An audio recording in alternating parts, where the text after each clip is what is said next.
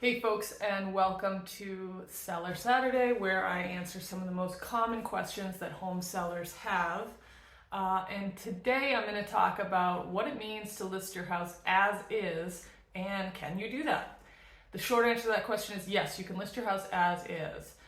I guess I'll start from the beginning. So when somebody submits an offer on a home and that offer is accepted by the seller, the next stage is usually a home inspection.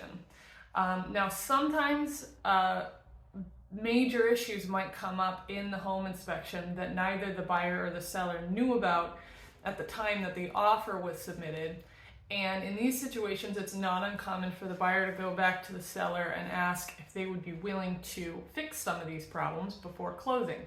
And when you list your home as is, you're essentially saying at the onset, I'm not going to do that. You're letting buyers know up front, I am not going to be doing any additional work to this house before closing, okay?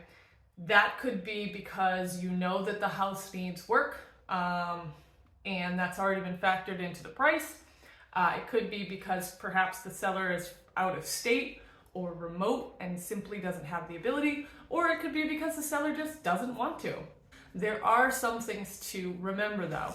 If you know that that house needs work, you need to be realistic about what that means. You're going to have to understand that the asking price that your realtor might suggest to you is going to be a little bit lower than it would be if all that work had been done at the onset.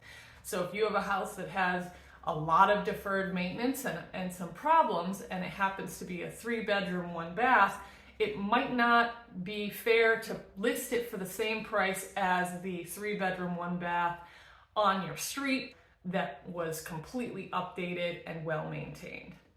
Also, just because you've indicated up front that you're not going to be doing any work, that doesn't mean that you shouldn't be open to negotiating if a situation arises where major issues come up in the home inspection and your buyers are coming to you asking if you'd be willing to compromise a little bit. But you should still remain open to potentially negotiating down on the sale price or something of that nature, just to keep the sale moving along and to help the buyers out to move through something that was totally unexpected at the time that they submitted an offer. And finally, most importantly, you want to make sure that if you're thinking about listing your home as is, when you're discussing your asking price with your real estate agent and before you list the house on the market, you want to be really sure to go through everything that you know to be a problem with your house. You want to go through that with your agent,